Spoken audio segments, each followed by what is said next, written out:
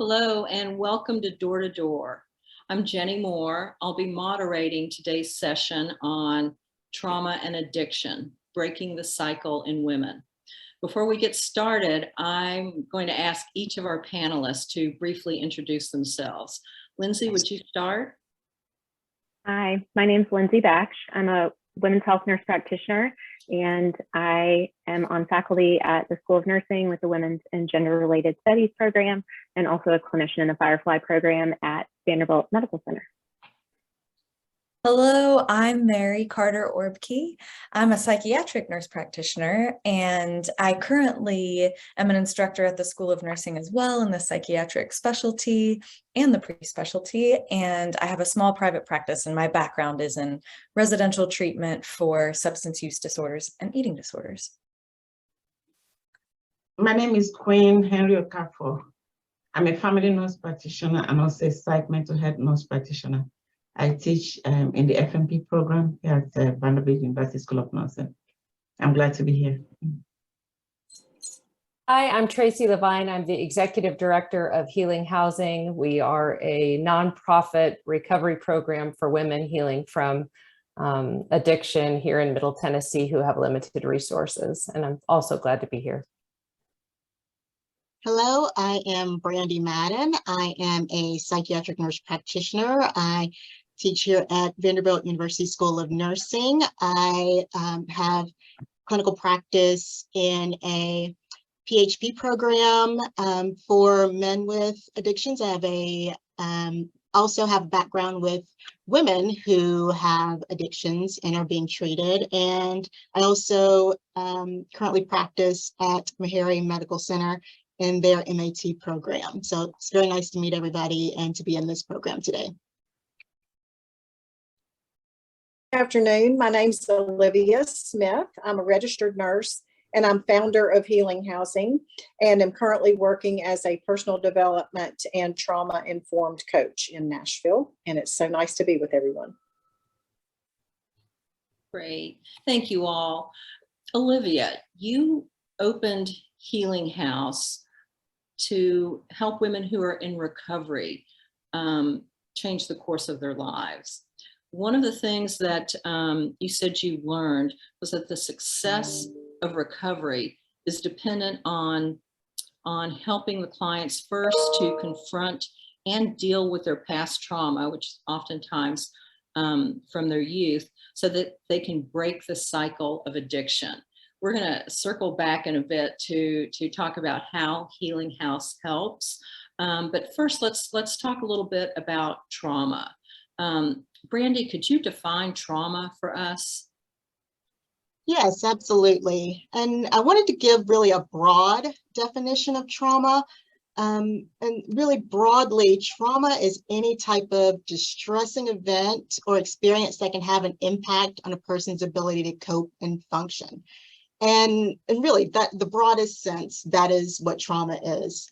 And giving you kind of a textbook definition, it really is an event or series of events that can physically or emotionally, that's harmful or life-threatening, that has an adverse effect on your functioning. So that can be psychological, physical abuse, emotional abuse, sexual abuse, violence. That can be natural disasters, even social isolation related to COVID. Because these are all threats to safety and well-being. So think about trauma in terms of significant effect on well-being. Okay, thank you. Tracy, I think oftentimes when people think of trauma, they think about a traumatic event, but from what Brandy just said, it can be a series of events. Is that correct? Yes, and I think what we observe here at Healing Housing that I'm sure you all as clinicians can speak to even more so is that a predictor, I think, for future trauma is the trauma that we see on an ACE score. So what I've seen here firsthand is a child maybe who was neglected in the home, neglected of personal personal needs being met. And so let's even talk about hygiene or not having food consistency or stability. It leads to bullying in school. I mean, if a child doesn't smell good, or their clothes, if they've worn them the number of days in a row, then there's bullying. And then, you know, bullying leads to low self-esteem. And so then low self-esteem leads to unhealthy relationship choices. So we see these layers upon layers of trauma. And to me, I think the ACE score is a predictor also of future trauma. Interesting. It encompasses so many more things than I think most of us typically realize. What is, and Queen, this is for you, what is witness trauma? Maybe if I back up a little bit to what Tracy said, sometimes people associate trauma with experiences people had in childhood. And it's possible for someone to have had a perfect upbringing, a perfect childhood, but experience trauma as an adult. So that can be in terms of times of war, it can be during a social upheaval, it can be maybe witnessing someone else undergo a situation that individual considers traumatic. So having those experiences does something. No experience is neutral. It can either have a positive or negative effect. So having those kinds of negative experiences impact on someone's well-being, and sometimes in the future they start to replay and manifest as addictive behaviors, addictive tendencies, even violence, fear, and other problems as well.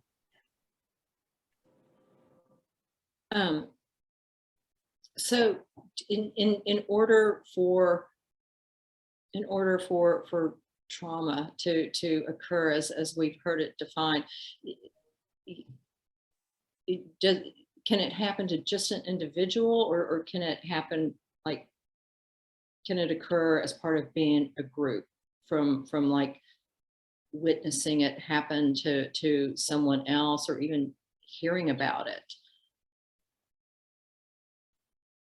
It can happen to a group. For instance, when we had the George Floyd incident, every Black person felt it in a very special, negative way.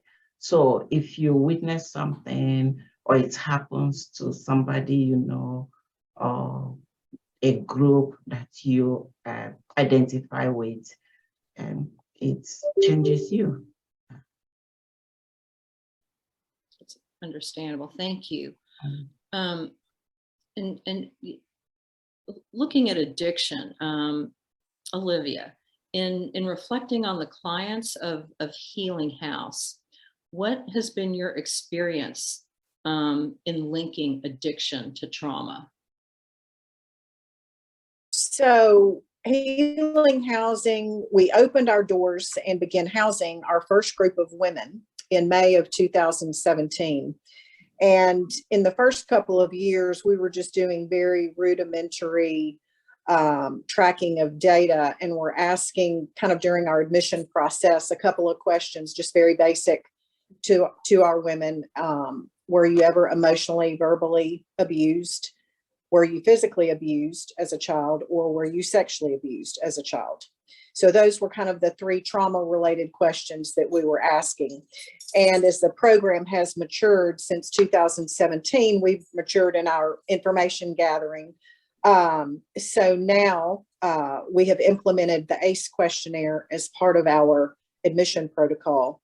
And I just thought I would share just a couple of our findings, which I have found very interesting. So this is just of the women since we began using the ACE. So this is the group of women that have come through our doors since we implemented the ACE questionnaire. 76% of those women had an ACE score of 4 or higher. 35% of the women who we have screened have had an ACE score of 8 or higher. So basically a third of the women coming through our doors have an ACE score of 8 or higher, which is, I was shocked at that. 81% came from homes where parents were separated or divorced. And 72% as children lived with at least one adult who had was either a problem drinker, an alcoholic, or a drug abuser. So, and 50% were reported as having been sexually abused as children. So when you sort of pair the stories that we hear from our women with those ACE statistics, you know, the trauma linkage becomes pretty clearly in focus. I think it also, and Tracy can certainly speak more to this, it has certainly informed how we structure our healing program based around the fact that now we know that what we're treating is not alcoholism and drug addiction, but trauma. Mm-hmm. Perhaps those of you who have been in this field a long time knew that and have known that for years, but for those of us who stepped into it, I was quite surprised by that. And I'm a nurse and have worked in nursing for years, but I just not in that kind of nursing, not in mental health. So I was shocked at what I was seeing as we opened our doors. And of course it hasn't changed. It's just continued to unfold. And so it's the ACE questionnaire. I can't stress enough what that has done for us in terms of understanding what we're really dealing with. It really broadens out the treatment and the needs of our women, because as we now know, the ACE scores lead to long-term health effects and are being tied to health outcomes as adults. And so, you know, on and on, but it has quite changed our lens in terms of addiction and trauma. I totally agree with you. I think ACEs have been a game changer. And it actually just occurred to me, I know everyone on this panel is familiar with ACEs and what we're talking about. But just in case we have some viewers who are unfamiliar with what we mean when we're talking about ACEs or the ACE questionnaire or ACE scores, would someone like to take that and explain it? Yes, the ACE, it stands for Adverse Childhood Experiences. And so what it is, it's a questionnaire. Well, it originally was a study that was to link the effect of trauma in childhood on health. And so it was to link the development of chronic illnesses, such as obesity, autoimmune disease, depression, alcohol use. And so what the study showed was that in childhood, the more adverse events that occurred in childhood, the greater risk of negative outcomes in adulthood. So I think the benchmark was 4. So if you had 4 events in childhood, such as a parent incarcerated, sexual abuse, physical abuse, neglect, if you had 4 of those events that happened in childhood, you had a greater risk of having an illness in adulthood. And that could be heart disease, that could be depression, that could be risk of suicide, that could be substance use disorders. And all of those things that happened in childhood could lead to more risk in adulthood. And these are things that you think, oh, yes, that makes sense. But this was really the first time that it really had been shown in a study that things that happen in childhood lead to greater risk of disease in adulthood. But, you know, it seems pretty natural, but the research hadn't been there before to show that these things were linked. Thank you, Brandy. Mm-hmm. So we know now that there is a link between trauma and addiction. And Mary, this question is for you. Why does the human brain find comfort in an addictive substance or an addictive action after trauma? That's such an interesting word to use, the word comfort there, because if you speak to people in active addiction, and I think we use the word addiction as shorthand for substance use dependence. So I'm physically, mentally, emotionally dependent on the presence of this substance in my body to feel like I can function. But they would likely not describe their active addiction as a comforting experience.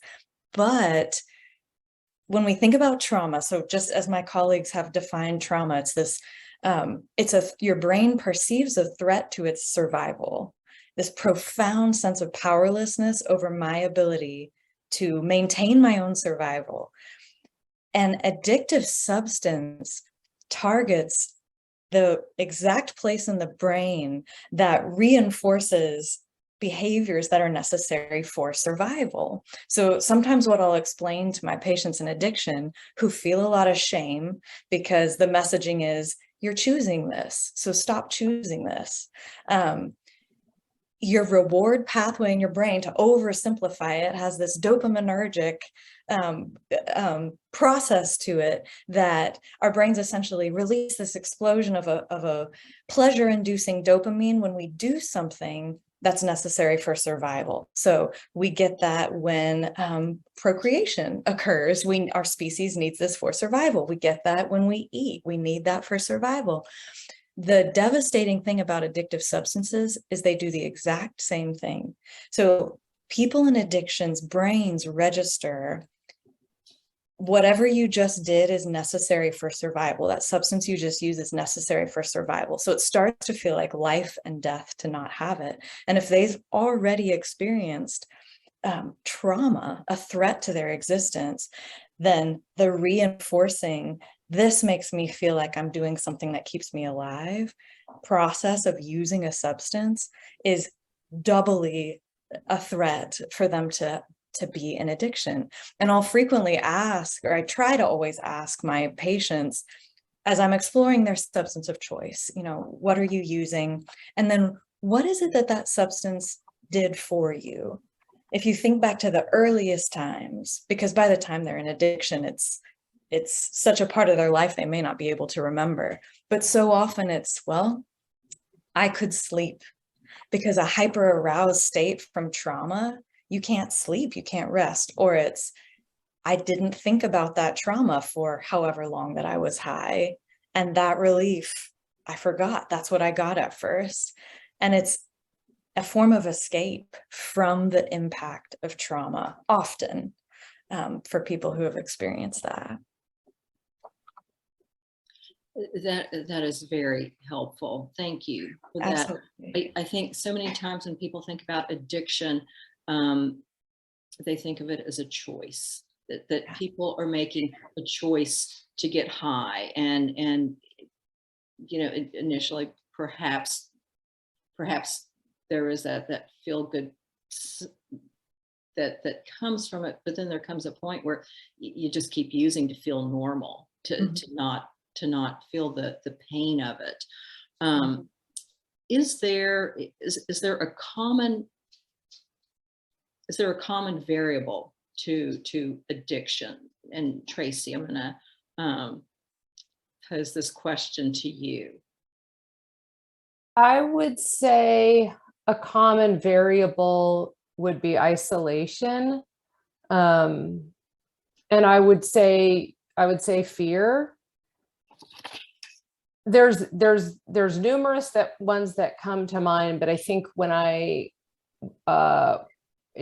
purely based on observance here, one of the biggest things we see upon intake is fear and distrust of women who have really learned to survive on their own and not connect to community.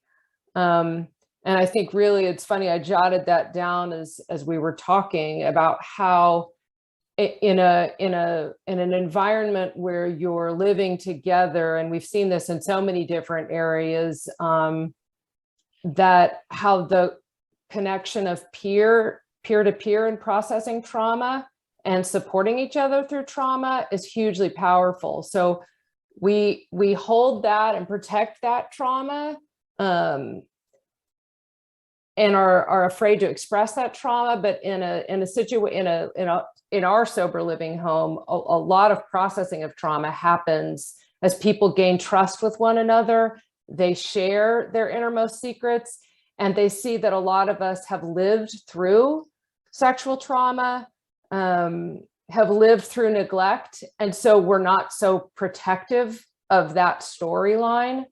I don't know if anyone else on the panel, if that resonates with anyone else here. So you said that isolation and fear are typical common variables to addiction. So with that in mind,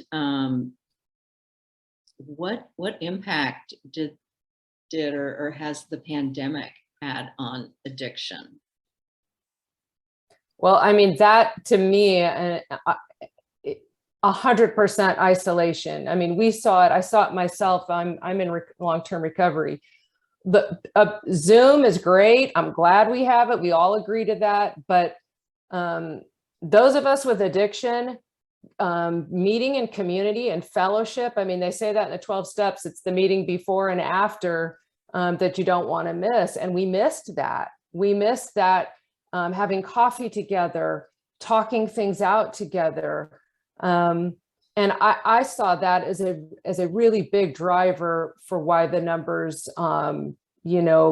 just were off the roof, is because here's this community that was based on fellowship that all of a sudden that element of it was gone. And again, I was so glad, here in community living that we had each other here and we were able to do meetings as a group here, but it was spoken about regularly. People they didn't do their service work with their home group, which makes you meet people.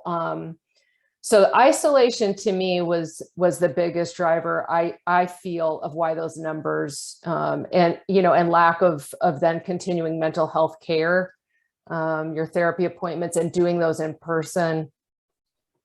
Yes. I also saw something very similar. A lot of the patients that I saw that came into my treatment center had a very similar thing, isolation or loss of work. Whenever the pandemic occurred, they lost their jobs or they were furloughed. And so, without that constant daily task or things to do, I lost my job. I didn't have anything to do, started drinking again. I didn't have any support. I didn't have my regular routine. So the loss of continuity for a lot of people with the pandemic also led to a lot of relapse.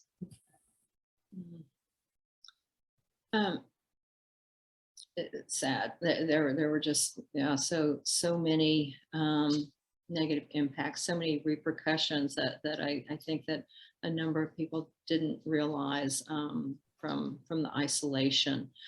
So a question, if we can effectively treat and maybe even avoid addiction by something seemingly as simple as dealing with a person's memory of trauma, then what's stopping us from doing this effectively? Lindsay, would you address that? So from a high level viewpoint, one of the best ways to prevent substance use disorders is to reduce the incidence of traumatic events. And in people who have experienced trauma, providing access to trauma-specific care and mental health care. Unfortunately, that is much easier to say than to do for a variety of reasons. But one of the big reasons is the burden of stigma. So the experience of trauma, substance use disorders and addiction, as well as mental health disorders, all carry the burden of stigma, which is the fear of an experience, the fear of being othered from a community or from an individual. And so having experienced stigma or the fear of experiencing being othered or shamed for your chronic medical condition can definitely lead to avoiding care. And from the client side, but then on the provider side, the idea that if you screen for trauma, if you talk about substance use disorders with your patient, that what do you do with that information and how do you acquire the skills to care for a patient that has specific needs that you maybe don't feel comfortable providing. I think also there's oftentimes a lack of knowledge, both from a provider standpoint and from an individual standpoint, about the treatment options that we do have and what treatment options we have for various types of substance use disorders, and their acceptability in not only the medical community, but also the recovery community. So specifically in my population, we see many women with opioid use disorder, and there are FDA approved treatments for opioid use disorder, medications for opioid use disorder, such as methadone or buprenorphine. But unfortunately, those can be very difficult to access, especially if you are pregnant, further compounded by lack of insurance or Medicaid insurance status. And then additionally, one of the difficulties when we think about treating co-occurring trauma and addiction, especially in women, is the fact that in addition to it being difficult to access affordable care, women are generally the caretakers for other family members. They are the primary caregiver for children, and the majority of residential treatment programs do not allow you to bring your children in your custody with you, or if you are allowed to, you have to pick one. And so even that is such a huge barrier. But then on top of that, even getting childcare, being allowed to bring your children to your medical appointments if you're in an outpatient program, just really creates a special burden for, pregnant or parenting or postpartum people. Thank you. And it just tapping into some of that, are there legal fears that patients have related to seeking treatment? Absolutely. One of the biggest fears that our patients let us know about is the fear that if they enter treatment, if they become part of the quote system, that DCS, the Department of Children's Services, will be notified and that they could potentially lose custody of their children. And many of the clients that I work with have personal histories in their family, not only of substance use disorders, but also experience with foster care and being part of that system and the trauma that has occurred as a result of that system. Our patients want better for their children and are very fearful of that potential consequence. Are those legitimate fears that they might lose their children if they go into treatment or if they disclose? Yes. Especially, so in 2014, the state of Tennessee passed a law criminalizing substance use in pregnancy. And that law fortunately sunset in 2017, but there's a continued fear that not only lose custody of the children now, but also if you're pregnant, the baby that you are carrying, and then will there be legal ramifications? The law in 2014 was allowed jail time and felony child endangerment charges if there were consequences of substance use at birth. So clearly a huge barrier to seeking treatment, even to disclosing. So we've talked about the social stigma, we've talked about legal fears, which are legitimate. What other barriers have some of you seen to people seeking treatment? or even disclosing to their providers.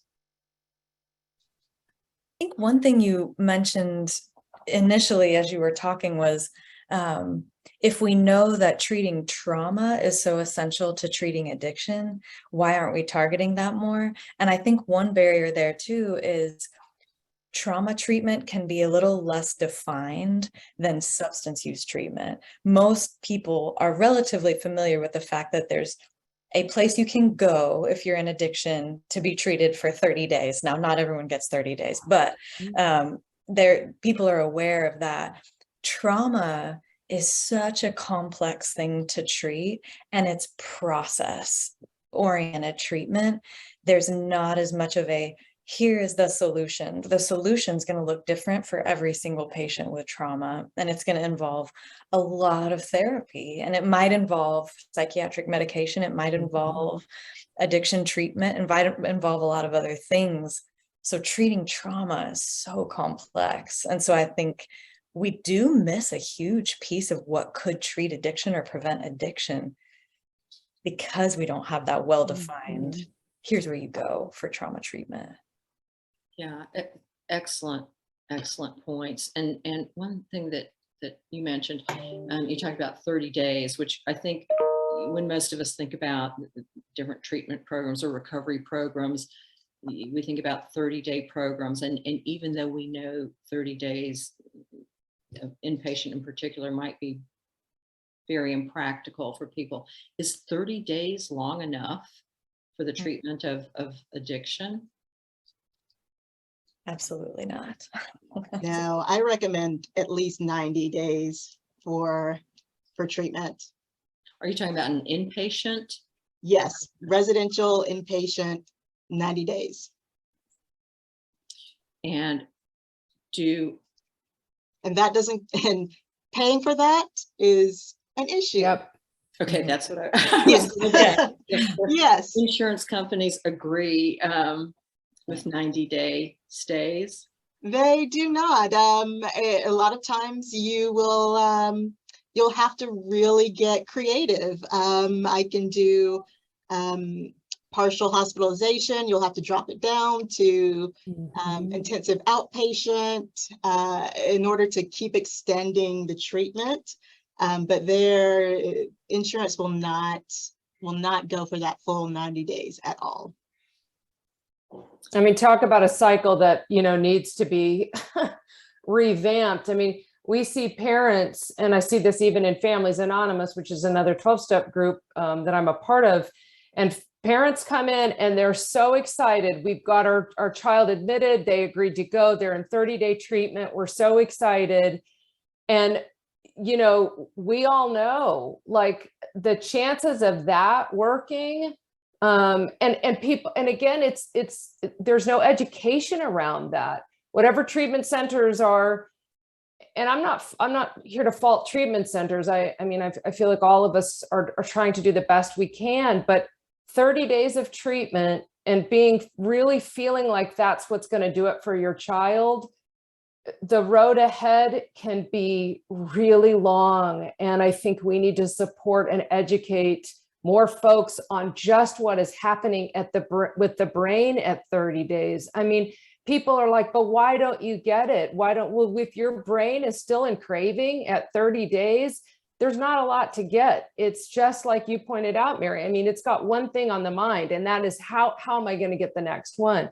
And then there's shame around, hey, I still want to use, like, is anyone saying this? Like, I still really want, my body is craving this and I'm ashamed of this. They think that this is okay, but like, I was supposed to be better and I'm not. I think there's so much miseducation around that, that we're lacking. That's so disheartening to me. I agree. And I want to be certain that we have enough time to talk about strategies, because I know everyone on this panel has just important information to share about strategies. But I want to ask one more question about barriers. And are there particular racial or cultural barriers to seeking treatment? And Queen, I'll pose that question to you. Thank you. Mental health is stigmatized in some cultures, just more than the normal stigma, really. It seems like they take it a top notch, where people are expected to be stoic, to stay strong. Traumatic events are big family secrets or individual secrets, so we are meant never to share them. So there are some cultures where they will not ordinarily disclose. They will not ordinarily disclose. So it will manifest as physical health issues. It will manifest as different things. And that is why being conversant with the social determinants of health, going beyond the normal, looking at somebody's blood pressure and just giving more and more pills, to start to dig in and ask questions. And many times when trust is built, then the person can disclose. Then there is also the racial component of it, where someone who has had a history of drug use is stigmatized by the health system. And so the provider or whoever they see, they tend to introduce the person or speak about the person as, that cocaine addict, that, whatever it is, that is the person's history, even when it is not related to the reason why they are presented. So if someone knows that they would be treated like that, that becomes a big barrier, that even when they now have that issue, they know that that is another strike against them. And another thing too is, I know there have been some discussions in the past by well-meaning people about, not introducing a patient by their racial identity. So what that does for the patient is that for however minutes it will take the provider to come into the room, you are bracing yourself to be that big surprise, okay? So because you know that when the person sees you, it will mean less care, judgment, bias, and all that. So being Black, for instance, is not something you can put off or put on. So it becomes a state of trauma, knowing that someone is going to judge you, treat you, and so you have to live daily with that. That is why population health becomes important. That when you're treating people who are minority populations, you need to investigate a little bit more. You need to ask a little bit more questions. And having more providers that look like them also becomes important in many places, so that people can be served well and better. And I'd like to add on to that as well, is that Black individuals are dying at higher rates of opioid use than white individuals. And a lot of it is related to what Queen is saying, lack of access to care, mistrust of the healthcare system, and just a lot of bias that goes along into healthcare. And so it really is important for us to be aware of these issues that that go along with treating Black individuals and all people of color that come into the healthcare system. It's just that there are significant issues that go along with mistrust, access, and bias. And also understanding that addiction is a disease and not a weakness. Mm-hmm. So to treat it as such and not always criminalize it. I know previously so many people languished in prisons as a result of, until recently, when addiction got into the suburbs, then the thinking started to change. So I think that's a great part for the society to get involved, and not to criminalize it, but to understand that this is a disease process that requires long-term care. And just quickly to add to that, when we go back to the idea of legal ramifications and custody ramifications, we know that those ramifications are even bigger for clients of color in terms of loss of custody.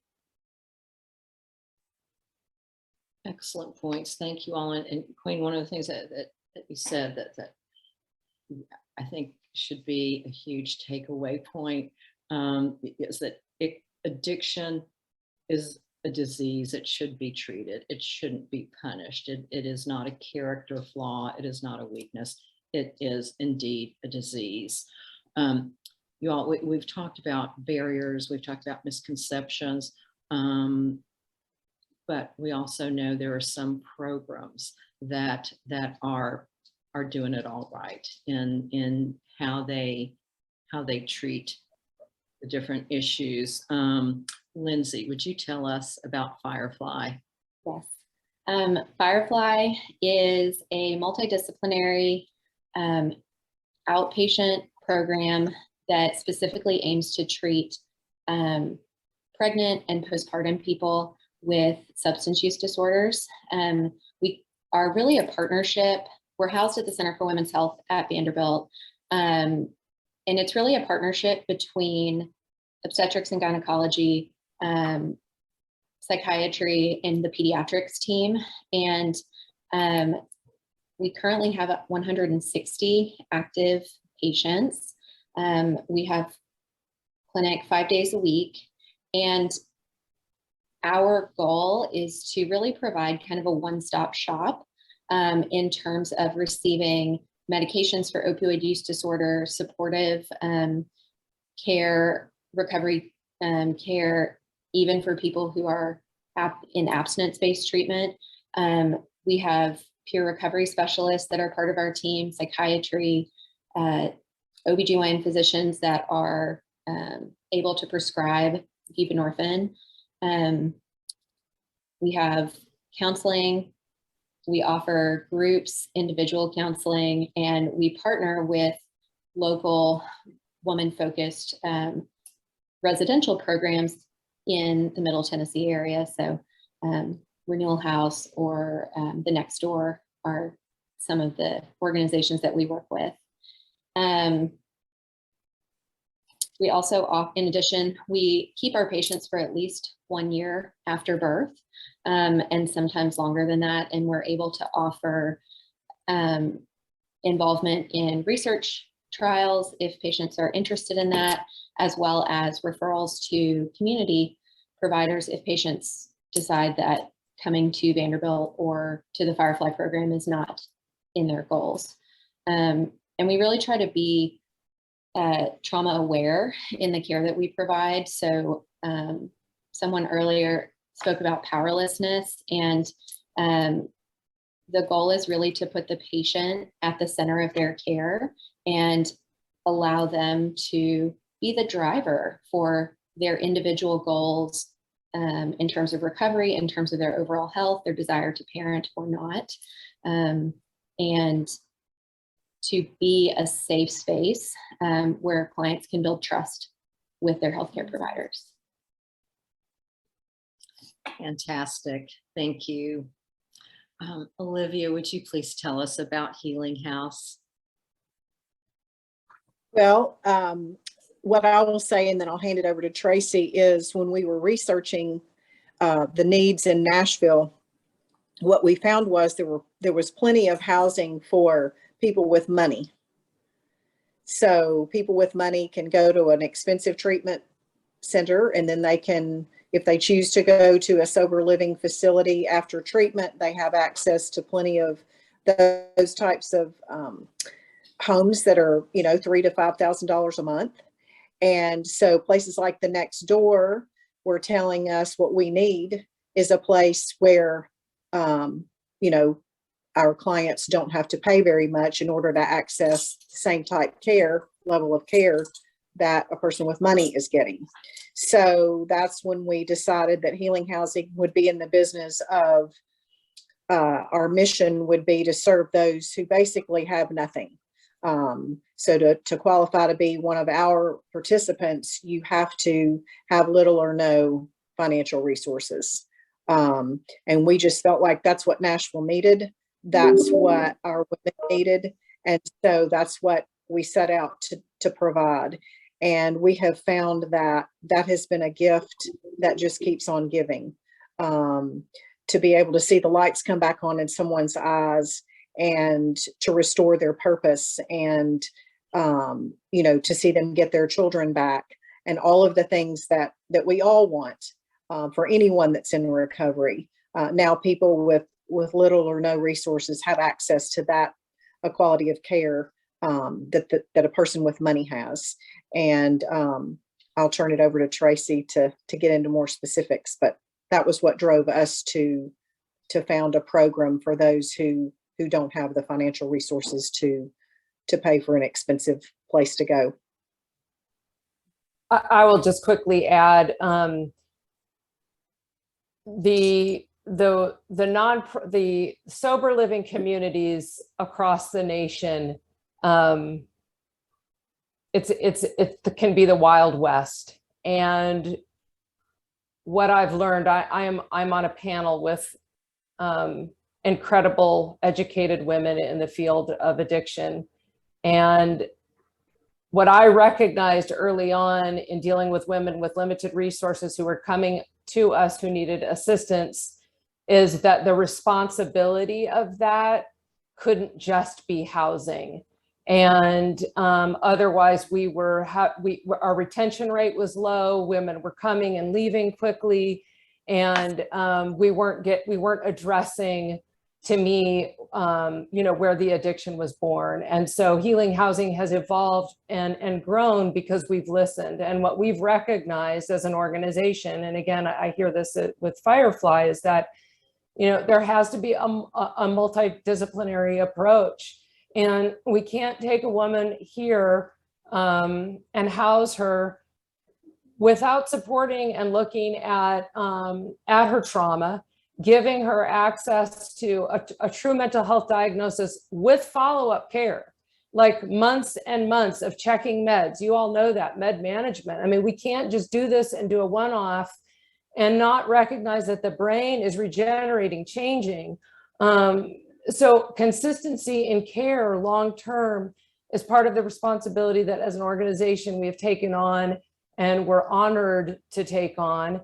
And as Olivia said, especially to these women who have, you know, they say to me, Tracy, I've never had a therapist. So even teaching them, like, look, here's what all different, here's this buffet of what therapy can look like, and agency and choice. You know, maybe EMDR doesn't sit right with me. Maybe that's not where we need to go, but reassessing that. And it takes time and it takes resources and it takes, you know, a community like all of us here today who are willing to be patient and grow and learn and be flexible. And I would add one more thing to what Tracy said, because she's exactly right, is when we started, we had the idea that the women would leave at around 6 months, graduate the program at 6 months. And as Tracy has so beautifully described, I think now we're more at a year. If we can get them to stay a year, the benefits are exponentially more than leaving at 6 months. As you know, we're dealing with women trying to get back to their children, you know, family responsibilities that pull on women that sometimes don't pull on the men the same way. So women present a little bit of a difference because of those intense obligations that they feel. But we are seeing that the longer they stay at healing housing, it's affecting their long-term sobriety in a positive way. So we've been able to, it means that we can't help as many people because we keep people longer, but we decided that what we're after is the result, not the churning of beds. And so we are keeping the women as long as they'll stay, up to a year. And I think we're seeing the benefits of that play out as they leave us and become alumni. Such valuable work. Thank you all so much. I want to continue in the theme of change strategies. Brandy, this question is for you. We probably have some educators listening in. How do you help students learn to recognize trauma in patients? Yes. So what we do is really just to think about trauma-informed care. That's how we teach our students, is to think about trauma in everyone. Just make that assumption that everyone has had some sort of traumatic event in their life, and to treat everyone as if they've had something. And so when you do that, you go about having them to, when you interact with patients, you don't go about having them to continually retell stories or re-traumatizing them. So in terms of nursing students, when you come in and say hello to them, and you are having to do, say, for instance, a skincare check with them, you treat them as if they've had some sort of trauma in terms of sexual assault. So you explain to them what's going on, what's happening to them.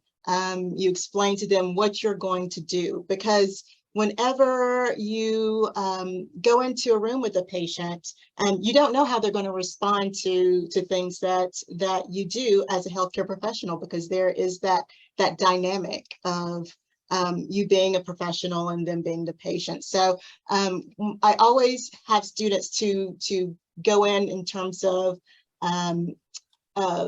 going in as sort of a universal precautions. So I say, it's like everyone has had some sort of trauma. You go in and think that I'm going to always think that I'm going to treat them as if anything that I do can be invasive. Any questions that I ask can be invasive.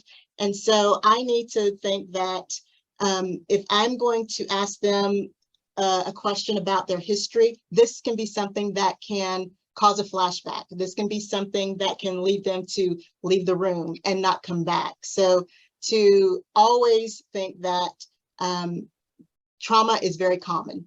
It can happen with anyone, and to always act accordingly in that way. So always explain the questions that you're asking, explain why you're asking sensitive questions.